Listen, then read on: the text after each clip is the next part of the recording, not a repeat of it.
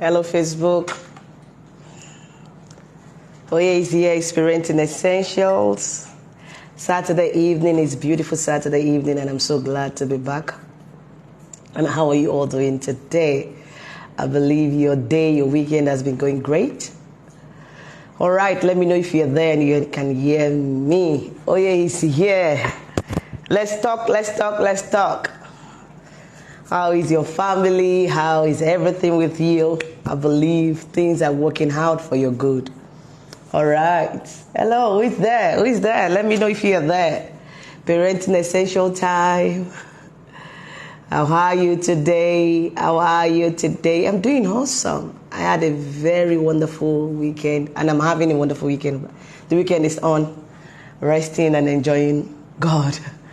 All right. So today we'll be talking about teenagers, and this is going to be covering our children generally. The focus is teenager, but we're going to be covering our children generally, and I believe I have something very important to talk about today. So, call somebody that is live and it's parenting essential time. Let's do it together. If you are there, you can hear me audibly, you can hear me clearly. Let me know by saying hello. Just say hello and let me know you can hear me so that we can get started. I really love to know I am live and you can hear me. All right, apologies for the Instagram family. I'm not live on Instagram today. Let's do it. Parenting Essential from the Vision Guide. How has your week been? How's your week been? It's been awesome for me. It's been wonderful. It's been peaceful, restful. God has been so faithful. God has been so faithful. We're using teenagers as case study. However, we're going to be talking about preteen and our children generally. I think today is just going to be a general talk to what I want to say for the next 2 to 3 weeks. And I believe we need to pay attention to details. It's very important to pay attention to details as I start this new series. All right. As an adult, I just wanted to reflect back. Remember when you were a teenager? And remember what was that embarrassing moment for you, if you had any. What happened? Did something happen that you felt so embarrassed when you were a teenager? I just want us to just take this moment and think about it. What happened? Why did that happen? Why did you feel so embarrassed? I don't need your answer, but I just want you to think about it and keep it to yourself. Maybe I'll come back to it. I want you to just think, what happened? I remember when I was 13. I remember when I was 14. This thing happened. I felt so embarrassed. Is it that because what happened? Somebody talked to you rudely, or you didn't really get what the other person was saying? But it's something that happened that you cannot forget because you felt sad. You felt the pain. So keep that to yourself. I've said this over and over again, and I'm going to start with that. When we talk about teenagers, this set of people are different human beings entirely. Teenagers from 13 to 19. This set of people, this set of human beings, they are different human entirely. Don't forget, they are not kids anymore. They are not children. They are not adults either. So they're just floating there. I'm sure you've heard this from me before. So because of the time and age that we find ourselves, because of the technology and what is happening around the world, I am going to bring this topic down to preteen. Because those days may be what we feel when we're 13 or 12 or 14. I can tell you categorically that a girl or a boy of 9 or 10 years can feel the same now because of the exposure that they are having. So we are going to bring this down to preteen and also talk about how we are affecting, or we have been affecting, our children generally. I'm going to start today's series with this story. It's something I've seen over the time. I'm going to use a child of 2 to 3 years as case study. I said I'm going to touch all age groups. So stay tuned. Don't say I don't have teenager now. They're not talking to me. Don't. I'm talking to you. Just stay right there. A girl or a child of 2 to 3 years.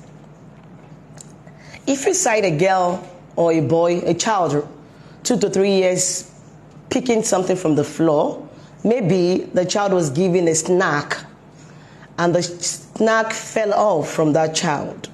And you see the child bent down to pick this snack. What comes to your mind first? What comes to your mind first? As an adult, maybe not your child. Maybe you are the auntie or the uncle, or maybe even your child. What is the first thing? What is the reflex? What comes to your brain first? You see a child picking something from the floor. Be sincere to yourself and let me know if you can hear me. What comes to your mind first? A lot of us, what comes to your mind? Stop that. Don't pick that. Don't do that. A lot of people, except you want to live in denial, except you want to, no, I won't do that. That is going to be the reflect action to that. Because what? You love the child, be it your child or not. You want to ensure the child is not eating something dirty. You want to teach. So what comes to your mind immediately is to say, stop that. Don't do that. Don't pick from the floor. Don't eat from the floor. Meanwhile, all you have seen is to see the child bent to pick the things from the floor. But do you know that many of these children have been misjudged or been misunderstood? I'm taking it easy because I am going to relate this to a lot of things I'll be talking about today. And I really want to bring it to something that is close to us so that we can understand. There is need for us to see ourselves in the mirror the way we are. Black, white, green, gray. To see ourselves, identify ourselves. Because many of us as adults, we don't know who we are. And when you hear this from people, that how come I don't know myself? You might not know yourself till now. You might not know who you are. Don't forget, you responding to that little child that don't speak, don't eat dirty food, is out of love. So whatever you're doing to your teenager or to your children that is wrong but you're not aware is out of love. So relax and let's teach ourselves this point. But many times when you see little ones trying to bend over to pick what fell off from their hand, they actually are not trying to pick it to eat it. I've seen this severally, whereby these little children are being misjudged. This child, most of the time, just want to pick these things and trash them away. They want to put them away. They want to pick because they've been taught that when we put something down, we don't leave it. We don't litter the ground. We bend down, we pick it and throw it away. But out of your own love, you have misjudged the child by saying, stop that. Are you going to pick that and eat it? And because the child is going to react immediately by crying, you know why? No, I wasn't going to hit it. I just want to pick and trash. The child has felt bad. The child felt misjudged, misunderstood. And you will be thinking, oh, you're teaching. That's when your ego will rise, right? I don't. I really want to call us together and see ourselves the way we are. Until we see ourselves, until we see the way we are behaving, we cannot correct ourselves. No. Because the child now is crying, because I corrected you, because I said you should not pick from the floor. No. The child is not crying because you have corrected the child. But the child is crying because you misjudged the child. Because he did not wait to pay attention to details. Out of love. Out of love. But because, you know, a toddler, we always cry. The moment you see the tears flowing from the child, you feel you have done something. You are teaching. You are not teaching. You are destroying the child. I really want us to understand what I'm saying. Are we together? Is anybody getting this point? I wouldn't mind to tell this story again because it's the foundation of what I want to say today, and it's very important. Because you see the child cry, you think you have done something. You think you are teaching. You are not teaching. You are breaking the child. You are destroying the child. The child's self-esteem is going.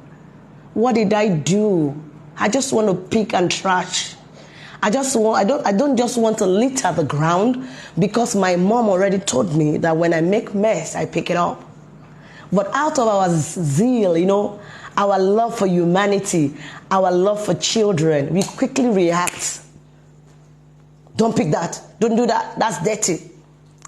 What am I saying through this story? It means it is most of the time important for us to take a moment and stay calm and watch. Confirm that that child that is speaking something from the floor want to put it in the mouth. This is the only way you will not misjudge a child. Take a moment and pay attention to details. Understand what is going on so that you don't destroy that child's psychology. You don't destroy the child's self-esteem. All right, having said this, I just want to say thank you to everyone who commented on my last post, and I really appreciate the love. What a massive show of love. It's a massive show of love, and I'm very grateful for the gift of you guys. I must say that, it feels great to have family. And Facebook and Instagram is one of the family God has blessed me with. And I want to say thank you to everyone, your congratulatory messages. It's so massive and it's wow. I want to say thank you. Thank you for congratulating me and my family. Thank you for helping us welcome the bundle of joy that are coming on the way. But I'm going to be teaching through this write-up from last week, in addition with what I've started with. Don't forget I said pay attention to details, especially when you are dealing with a child or anybody. I said we are going to be using the teenagers as case study. Imagine a toddler would not be able to express self, like, no, auntie, I just want to pick and trash. Or even if he's your child, one cannot say, mommy, no, I don't want to eat it. I just want to trash. Imagine if you have done the same to a teenager, a preteen. Do you know how much damage you have done? Maybe you have a preteen child, and your child has gone to your makeup set to just use a wet gloss or lipstick. What comes to your mind first? Judgment. Immediately. Judgment. You know why? Because you love your child, right? I love my child. I can't take nonsense. I love my child. I can't take nonsense. You're just 9 years. Why are you using my lipstick? What nonsense is that? Isn't that what you're going to do as a loving parent? Are you not just going to jump into that conclusion and just break that child? Isn't that what you're going to do? All right. Having said thank you to everyone for your lovely message and the example of a toddler that I just made, I'll just read through the write-up I made last week. It's so massive to see a lot of comments, and I'm so blessed to have you all. I said testimony time. Another set of twins on the way. 8 years of waiting patiently. God is too faithful to fail. And I believe that is your testimony also. You know that this God is too faithful to fail. The next paragraph. Pay attention to the speech mark. For about 2 weeks now, speech mark is there. For about 2 weeks now, I have been feeling unusually funny. I decided to see my doctor, and after that, I was asked to run some tests. I didn't think much of it. The least on my mind was twins pregnancy. Close. That statement was into speech mark. Then the next paragraph says, I received a call and had to rush the hospital. When my friend saw me, tears were just rolling down and I couldn't hold back 2. She shared all that had happened, and it was a moment of joy.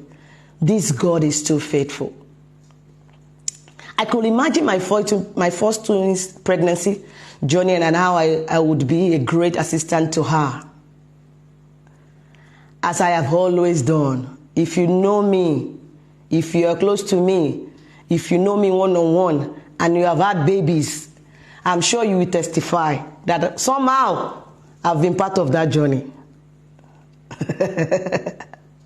If you know me personally, you will know that this is what God has blessed me with, that I've been part of that journey.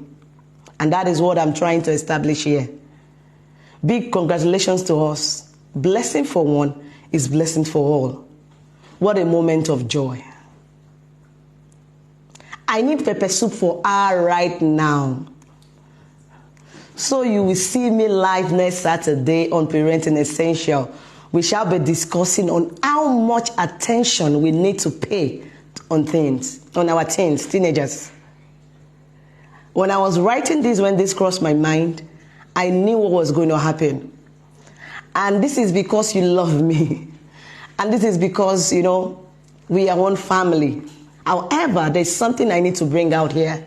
When we are dealing with our teens, our children, when we don't want them to break, when we want to build them, there is need for us to pay attention to details. These people, these humans called teenagers, they are different human beings. We cannot gamble on them. We cannot just assume. And I want you to know that they are not children. And because they are growing and it's a sensitive stage, there are things that will be happening to them and you will see it. And you can't just jump into concluding or embarrassing or shaming them. If you want to build your teenager, if you want to build your preteen, it's not even about teenager or preteen. Something happened in the course of the week. I have so many blessed children around the world. And one of them, this particular one I'm talking about, is not even 2 years. She's not 2. She's still going to be 2 next year. Something happened and I know that the world has moved again. She fell off. And somebody picked her up. And she was so ashamed, like, I fell. So everybody's looking at me. I was like, okay, what is happening now? She just covered her face and I was trying to encourage her. It's okay, it's just an accident. And then she couldn't even look up. Everybody's looking at me. I fell. This is a girl of maybe 1.9 or something like that. I was like, So when we're talking about teenager, we're talking about preteen. This is just a girl less than 2 and she's already feeling like this. So the way they grow is different. The speed at which they see things and growing is different now. And there is need for us as parents, guardians, uncle, aunties, whatever you are. If you want to be a blessing to this one, if you don't want to be part of their destruction, to take a moment and pay attention to details. It is very important. I asked this question at the beginning. Mrs. Quaker, I cite you there. Oh, thank you. God bless you. I asked the question at the beginning of today's series. I said, what was that embarrassing moment for you when you were a teenager? I don't need your answer, but I just want you to think about it. Maybe you were trying to say something to your auntie or to your mom and you were just shunned off. Maybe you're just trying to look at yourself in the mirror. Okay, what was it? Let's talk about mommies, aunties that are here. When did you realize you were growing in the mirror? What happened? When was the time you realized, oh, I'm changing? I can see features. I look at myself in the mirror. What was your mom's reaction, especially moms? Daddy, maybe they will not pay too much of attention. But what was your mom's reaction at this time? Are they trying to tell you, okay, this is normal, you're growing, and this you have to be? Or they're just saying, what is this that you're spending 5 hours on the mirror? Hey, you've been on the mirror for 1 hour. What are you looking at? This is how it starts. This is how. We cannot do this generation like that. They are growing. Their brain is growing. They can see they are not blind. Our job is to stay connected to our children. Our job is to be the best guide, the best friend to them at this sensitive period. A lot of people, if they look back, the major mistakes and destruction that happened to them happened when they were teenagers. And the reason being, their parent did not manage things properly. And that is why I keep saying, and I will keep saying it, you can't say the knowledge you have in 1970 is what you want to use in this 21st century. It's not going to work. Except you are not an intentional parent.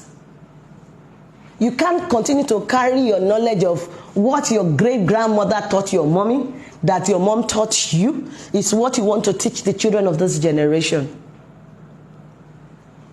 Because when you were a teenager, for you to even use lip balm was a problem. So you feel because you're a teenager, want to wear a lip gloss, it's going to be a problem. I was not allowed to do that. Can you calm down, mommy? And that is why I said there is need for us to pay attention to details. See how much love I received last week Saturday. I received them with Thanksgiving. But that write-up wasn't for me. Only if we pay attention to details. I really want us to see ourselves. Until we see ourselves, am I brown skin? Am I light skin? We will not get what I am going to teach now. If we are really full of ourselves, we cannot help our children, and we are going to lead them towards destruction. I made an example of that child. Don't pick, don't eat dirty things. That child was not going to pick those things to eat, but to pick and trash. But because we are so much in love with this child, emphasis on love, you quickly stop the child, correct the child, raise your voice, and the child is crying. But because you see the child crying, you feel you have done something. Maybe you feel you have done something good, you have taught. And you are even thinking in your head, you don't want to take correction, that is why you are crying. No. Not because the child does not want to take correction, but because you broke the child. The child felt terrible. I was just trying to pick and trash. I wasn't trying to pick and eat. And because this is a toddler, they barely cannot explain themselves. So when something falls from their hands, you put them in a state of confusion because, am I going to pick it or not? They don't know what is right or wrong again. They get confused. You put them in a confused state. Because the last time that happened, they genuinely wanted to pick these things from the floor and trash.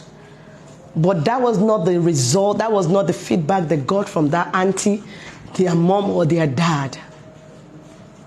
So, you know the embarrassing moment. You know that thing that your mom said to you that you cannot forget. You know what that auntie said to you when you were a teenager that you cannot forget. It's still hurting you today. You need to heal that inner child. But my question is, do you want the same thing to happen to your child? Do you want to say something that your child also will carry throughout the next 2 decades? Is that what you want? Or you want to learn the right way? There are ways to do things. I said sometimes back, and I'm going to say it again, when our children are growing, as they are growing, we have to grow along with them. It is very important. How do we go along with our children? By reading the right book, getting the right knowledge, understanding what is happening at this particular stage of their life, and how you can be the biggest support they can get. How can you be the biggest? How can you get knowledge? How can I help my child at this point? How? It's very important to know these things. This generation is quite different. If you want to be an intentional parent, it's beyond just saying by mouth, I'm an intentional parent. I don't take nonsense. My child cannot just do this. No, that is not what the meaning of intentional parent. Intentional parent is not you ranting on your child. Being an intentional parent is not you just always shouting on your child. They don't have breathing space. I'm intentional. I don't take nonsense. Come back here. What is this? That is not intentionality in parenting. This is just you bringing out drama that you have in your head from 1970. No. There is place of connecting with your child. You need to connect, which I'll be talking about this briefly today. So next week we can start fully on our teenagers and our preteen. And even all our children, these things are going to be applicable to it. But I want to start on a note that we need to see ourselves. We need to know that we don't know. What we don't know, we don't know. Until we know that we don't know, we cannot get help. Until we know that sometimes we are guilty of the way we handle the situation with our children, and it has destroyed them. It has damaged their psychology, their self-confidence, their self-esteem. But we are not aware because we love them. The earlier we know, the better for us.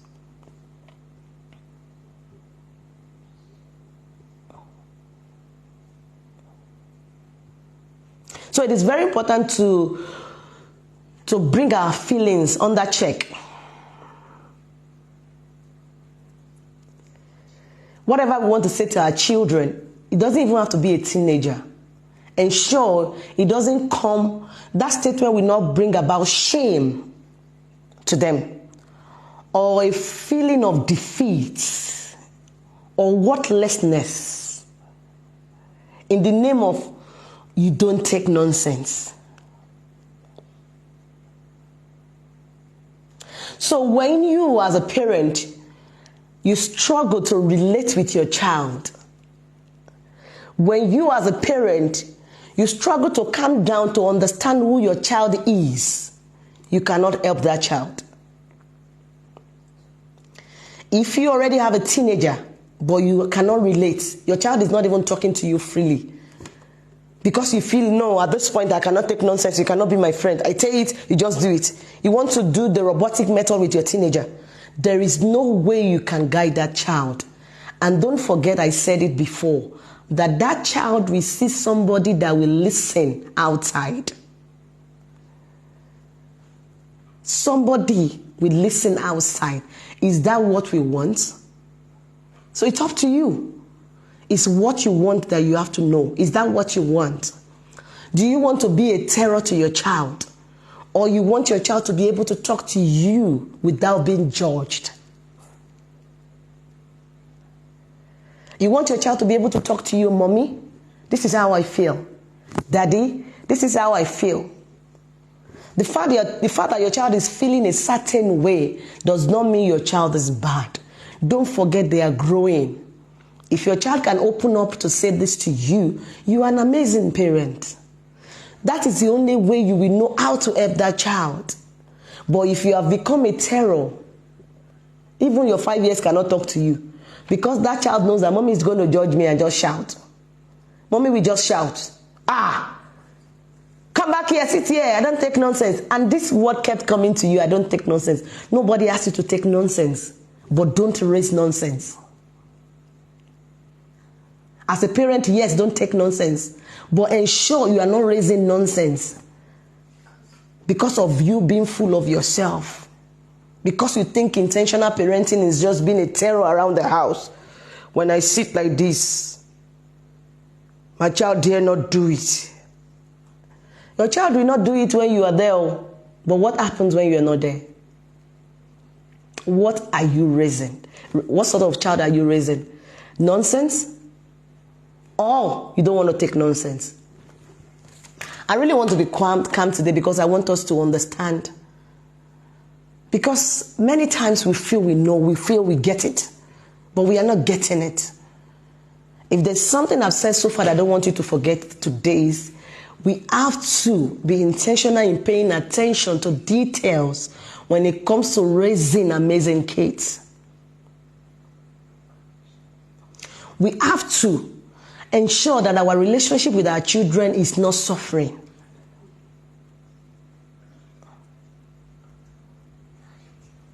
A lot of parents cannot come to the terms that their children are growing.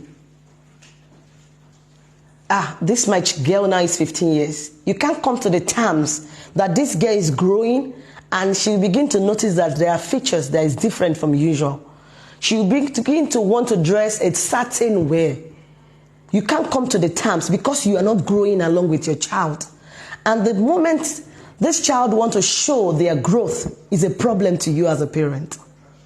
And because you think the best way is to be street and shout, it's the beginning of destruction.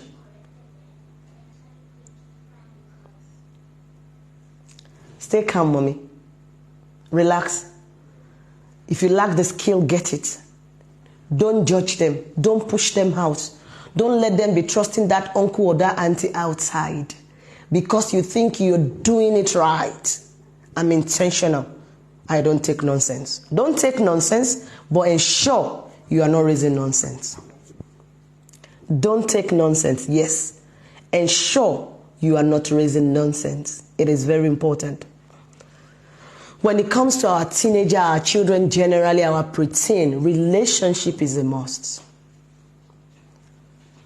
Relationship is a must. You have to be able to relate.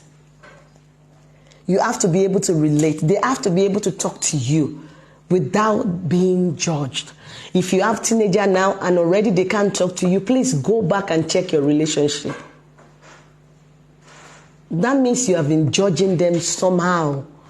That means you're already giving them panic attack. There is no way you want to parent a preteen and a teenager right without ensuring a good relationship with them. The moment you let them get to the point of, mommy, we don't understand, daddy, we don't understand, I'll just be judged, it's a big problem. And this stage, once this problem is built up, it's a big destruction for the future. And the solution might never come again. The solution might never come again. Sometimes parents have good intention, but the message are not always well received. Whatever you're doing to your children now, it's all about love. It's all out of love. The intention is actually good, but the message, the way you pass across the message, it's not the right way. Oh yeah, so I should take nonsense. No, I'm not saying take nonsense. Your intention is good because you want to guide your children, yes. But the way you are passing across the message is the problem. The method of passing across this message is the problem. And most of the time, you are not even allowing that child to express or to talk. You are judging too early. You are judging too soon. The child is trying to say, mommy, I met a guy.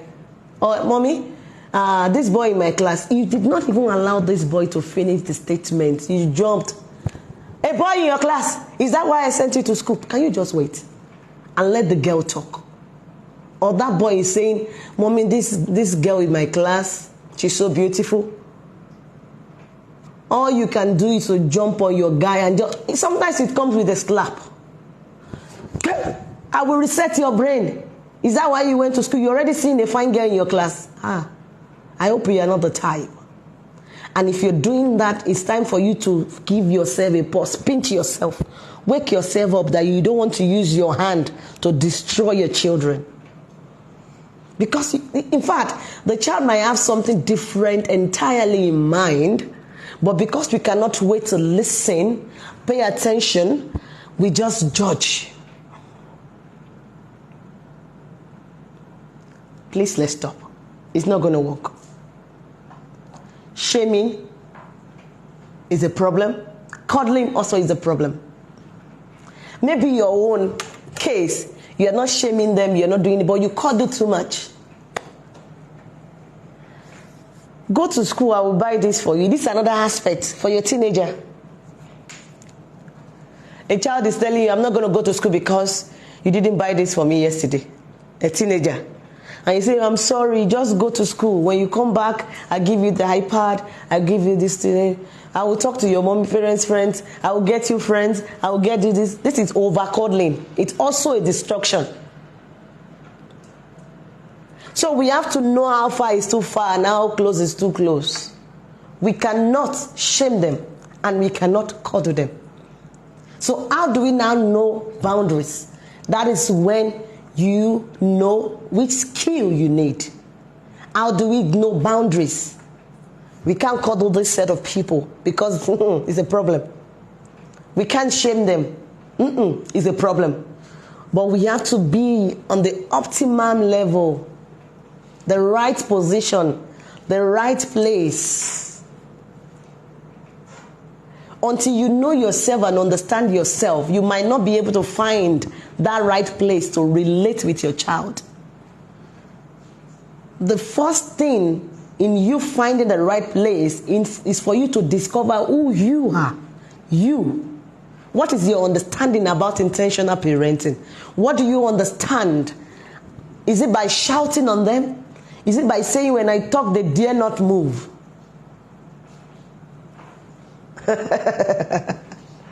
Is that what you think is intentional parenting? Until these things are solved, you might not be able to help your child. You might be leading your child to destruction. So it's to start with, start checking yourself. So when we talk about these things, before you can have an heart-to-heart connection with your teen or your child, you have to have a proper relationship. You have to build a proper relationship. When we talk about heart-to-heart connection with your child, what comes to your mind? What are the things that you're doing daily to ensure that with my 12 years, with my 8 years, this one we're bringing it down to 8 years. What are the things I do daily to ensure that I have heart-to-heart connection? What comes to your mind? Are things that comes to your mind that things like, oh, I ensure I take them out. I ensure I have a playtime. I ensure I take them to their sport academy.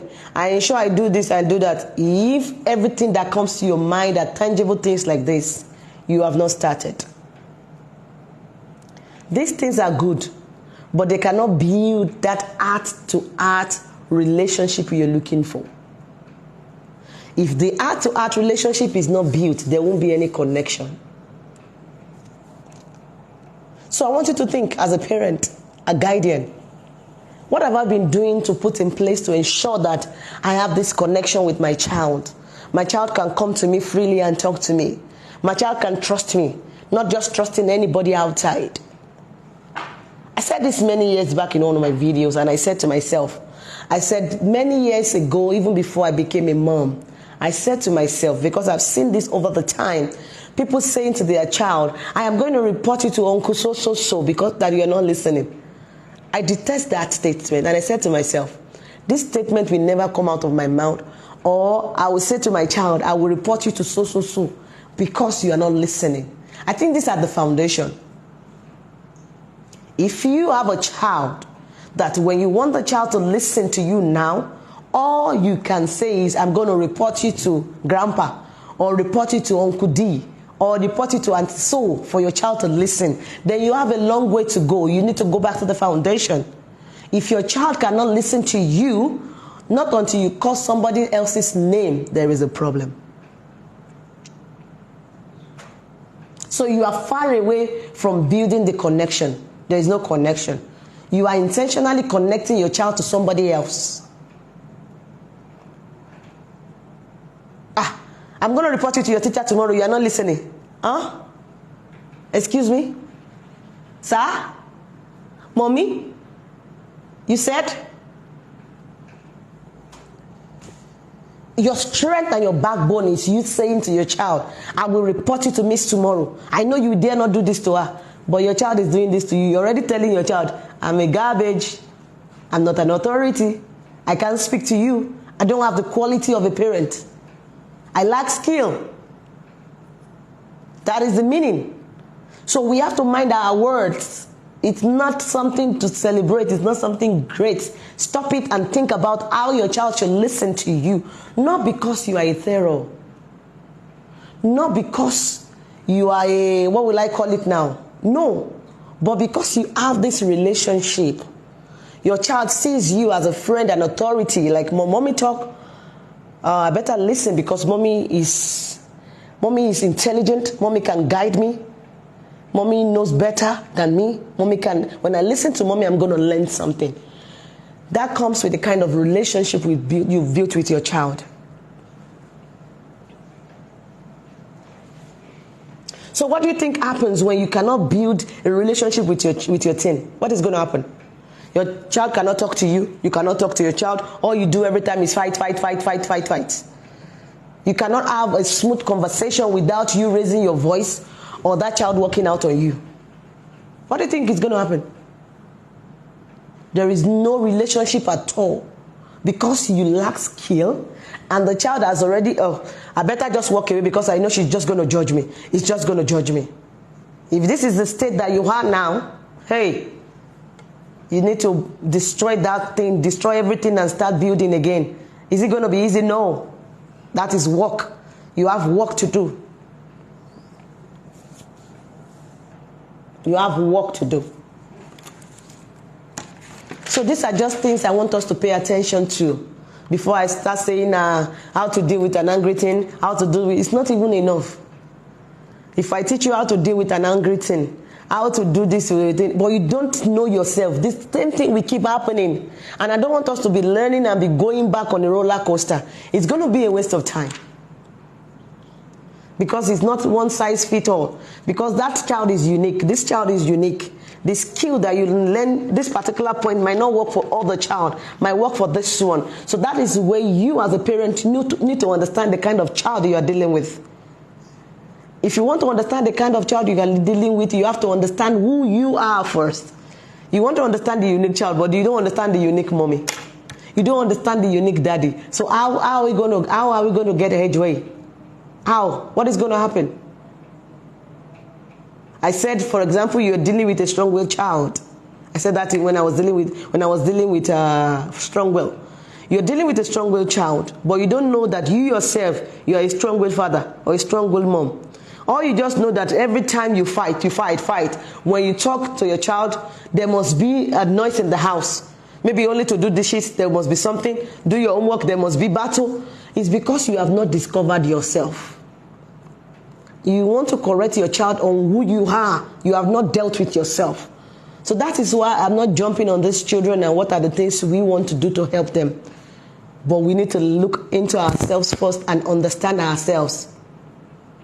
We need to understand ourselves first. So it must be a daily work now at this point.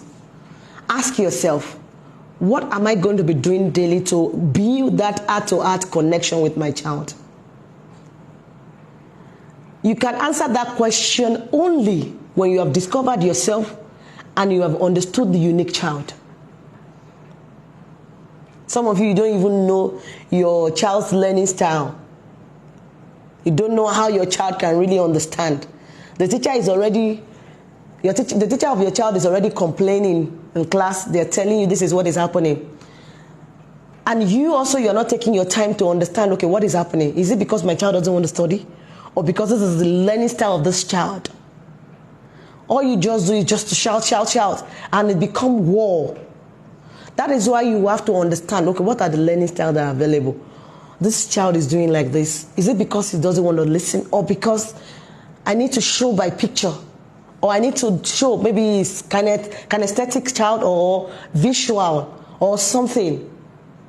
But all you do is just want to be verbal. Some children, if you talk from today to tomorrow, they don't get it. Not because they are teenagers. Some of them, you just need to show them a picture, watch a video together and relate. Some of them is just to create a scenario and understand, let's build this together.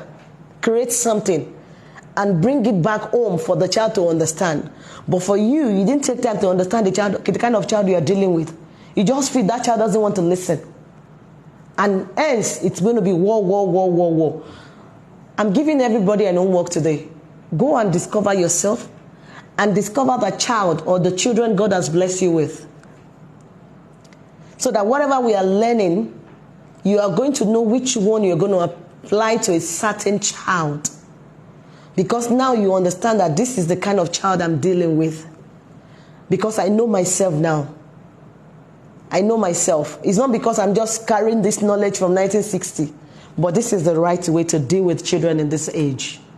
This is the right way to deal with this child, because this is a learning method for this child. Pay attention to details. Don't jump. Don't judge. Don't shame them. Don't compare your own child with another person's child. Because of course, it's good to emulate good things. But because your friend's 13 years or 14 years is already doing a certain thing that you cannot see in the life of your child yet, that child is in trouble. Can't you see my friends? No, we can't do that. That is shaming. There is something, if you look in depth, that your child can do well more than that one. Only discover your child's strength. Take time. Discover your child's strength.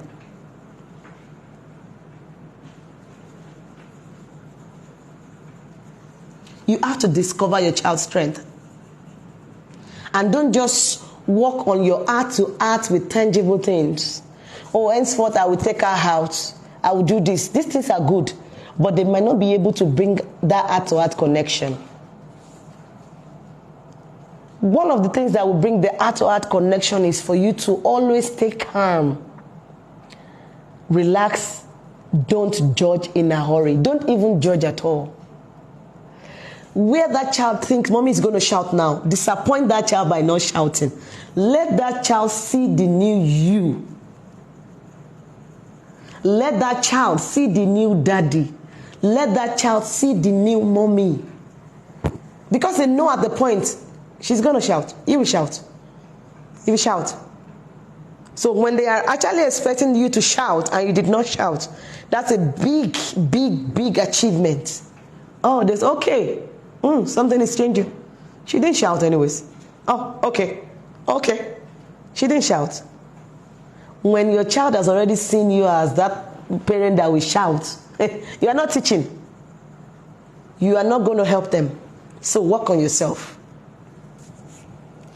Question so far? It's a quiet time today because I really want us to see ourselves the way we are. I want us to reflect on who we are. Not just seeing, when I talk one time, my children dare not. It's not going to work like that. It's not going to work like that. Let them see reason why you are teaching them. Let them understand that, this thing you are correcting them is for their own good. But we are always making it about ourselves. They are not learning anything. We make it about ourselves every time. If you think a certain outfit that your child is wearing is not good enough, don't make it about you. Let the child see reasons why this one is not good enough. This cloth is revealing. You are a princess, you are a prince. And that is why we talk about family values. If you have family values, vision and mission, this thing should have been written down, that this is who we are. This is the way we dress, this is the way we don't dress. They will know. But because you are not putting these things in place and you are pushing the blame back to them, you have not taught them the values, who you are as family. You just want to make it about you. You dare not go out like that. My children cannot dress like that. Hey, you better wait. It's not about your children. But because it's not good for that child, can we just change the phrase? We are doing we have good intention, but in the wrong way. We are destroying them if we are making it about us. The child is looking at the mirror, doing powder, do everything. I can relate. We are adults here, right? We have aunties, we have mommies. When you were a teenager, at a certain stage of your life, you're looking at the mirror every time, right? Oh, I'm beautiful. And this is not a crime, it's growth. It is called growth. It is not a problem. But why are we making it a problem? Why? I don't understand why you're standing in front of the mirror. This is nonsense. This is what... Come on, what is the nonsense part of it? What? The child has realized I'm growing. Instead of you to embrace your child and be your child's friend so that you can talk about things, how they will be feeling, what will happen when people talk to them and teach them more manners, let them be able to carry themselves. You are there making it about you. Hey, can we behave? Can we do better? Today I'm very, very calm and gentle because I really want us to see ourselves. I'm tired of seeing these things over and again. You know why? Because of these children, our growing glory.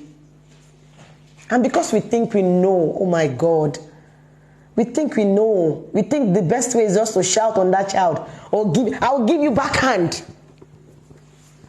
When we are supposed to give ourselves front hand.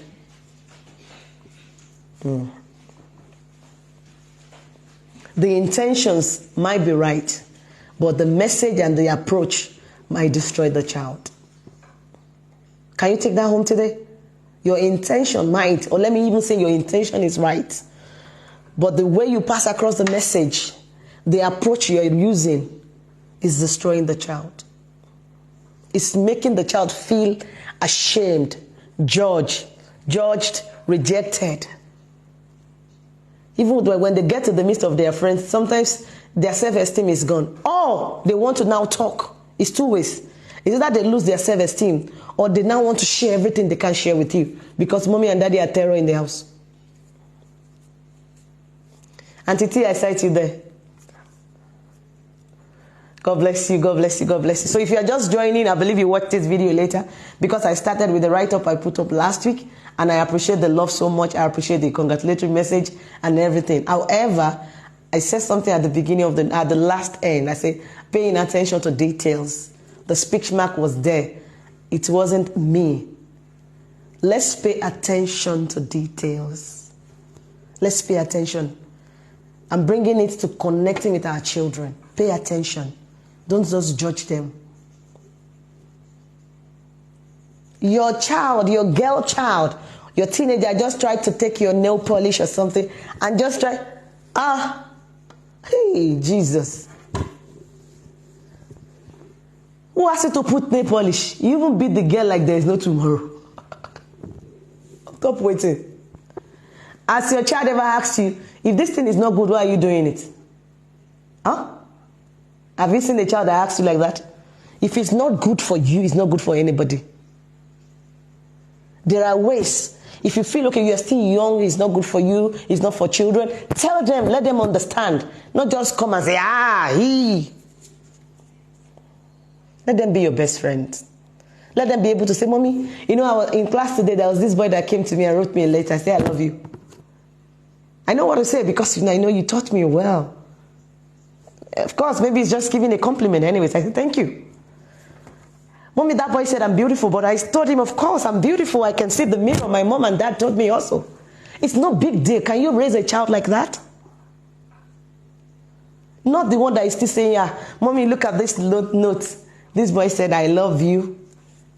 And the next thing is to even kick that child on top of the head. Boom. In this house, we don't take nonsense. Relax. Can you build that heart-to-heart relationship with your child? Can you? All right, question. I want to stop. The intention might be right, but the approach might be destructive. Yes, absolutely. And I believe a lot of us are victim of this. And because we felt that was the best our parent could do for us, we want to pass it on to the next generation. Please don't do it. That child is so skillful, can talk a lot. The one you are calling talkative. The one that is just talking and very active. Instead of you to engage the child, enroll the child in the public speaking and do everything, all you just do every time is shut up, shut up. Get the skill, grab the skill, push it forward. Take something positive out of that thing that you are complaining about. Leave that to your friend's child that is already doing a certain thing. Look into your child, understand that child, and bring that thing out. There is something. There is definitely something. Maybe you don't see it as something great. You are just sitting here. All you do is draw. You still complain. Your child is drawing, you're complaining. Do you know how much they're selling one painting? See, I want us to get to this a point. I want generations, parents who are going to stand up and say, if my child say, I want to go and study packing sand or say something, I'm ready to support that child because it's going to be outstanding. Can we get to that point? You complain a lot that your child is drawing. Do you know all these first-class artists or something goes to their studio? Do you know how much they're selling one paint? Do you know how much they're spending on their artwork? Instead of you to take advantage, you complain, looking at your child's friend. That boy. And some of you're forcing your child to go and play football. Play football. Football is the one that is trending. The child said, I don't want to play football. Is it by force? But because I'm going to keep quiet. I know you have gotten me. Next week, we're going to start this in full. I know we have gotten enough things for us to check ourselves. Because if you don't check ourselves, whatever I teach, you won't get it. I believe we are checking ourselves already. So, I don't know whatever your teenager is already going through. Maybe you have a teenager who's already going through a lot. They're already isolating themselves because you shout, maybe because of this. Anything could have happened, but you can see isolation in the life of your teenager. They are trying to, maybe self-harm is already there. You don't just know why. But you're saying, I don't know why. I'm a very good parent. My child doesn't talk to me. My child doesn't do this. It's high time you checked and see where you went wrong. Your child cannot just be cold on you all of a sudden. It's not possible. Your child cannot just be cold on you. Your child cannot just pick the best friend outside if you have been giving listening ears and correcting in love. So you have to check and go back slowly. It's going to be work now because it's not going to happen automatically, because when that child came with a warmth and you didn't give your warmth. So you have to be intentional in building again. You have to rebuild, reconnect to your child. If you don't even connect to your child, you cannot correct. But a lot of us are doing correction without connection. Any correction you're doing without connection is destruction. Every time you have to complain. Every time you have to correct. But you are not connected to this child. The child is just waiting, no. Let me just be 18 and leave this house. This is war zone. War. All right, any question? Any question? Any question today? This is just an intro. And we are going to be starting the series properly next week. And the question so far. All you want in that relationship between you and your teenager is you want a deeper relationship, you want a stronger relationship, you want an enjoyable home, you want peace in your home, right? You want to raise a peaceful child. Is that correct? That's what we want to achieve. A deeper relationship, a stronger one, a peaceful home. Yes, absolutely, entity. Correction without connection it leads to destruction. Connect first. Connect to that child, then you correct. And most of the time, the correction, don't let it sound that it's about you. I know a lot of us are still learning this, but we have to learn it. If something is not good, don't say because of this. Take yourself out of that equation and let the child see why that is not safe for the child. Even if you are advising the child on selected subjects in school or something, let the child see reasons. I think I've studied you a lot. This is what I think, but what do you think? Don't let it feel like because of you. This is about us. It's nothing about us. It's about our children. And we have to let them see that it's nothing about us. It's for their future, it's for their growth. So there are key things that we can use in achieving this, and I don't think I want to go in this today. I'm going to be talking about that next week. So I'll be talking about the keys for us to achieve this heart-to-heart connection with our children, and I'll also be talking about the strategy for raising the positive teenagers. And then, if time permits, we finish. If not, we finish all per week. And how you can deal with your angry teens. I know a lot of teenagers can be so angry, little things they are upset. So I'm going to be teaching on how we can deal with our angry teens. However, there is need for us to stay connected first, to see ourselves first, to pay attention to details. And I said, okay, I'll just come today. We just talk about these things. We see ourselves in black and white. Who am I? Am I doing the right thing? Am I ready to be intentional in my parenting? Am I ready for my preteen? Your children are about to be teenager, right? They are different human beings. They are different human beings. We cannot treat them anyhow. We cannot let them feel less of themselves. We have to understand. We have to be on the same page with them. We have to connect so that we can correct appropriately. And one of the best things you can do in case you have not done that, is to ensure you know your family values and let it be clear with them. Maybe you have done one before long ago when they were young, but now they are growing. Can you just have a meeting together and let them come with what they think is your values? Push it back to them. Let them talk. Type it as they're talking. Let them raise points for you now, because the ones you have done before, they are growing and they want to adjust it. It's okay. Let them be the one to also come with points. This is what we stand for in this family. Let them understand it's nothing about you, but who we are. It helps them. It helps their subconsciousness that no, this is who I am. This is who I am. This is who we stand for. I don't dress like this not because of my mom. I don't dress like this not because of my dad is a pastor, but because I'm a princess and I need to dress with dignity.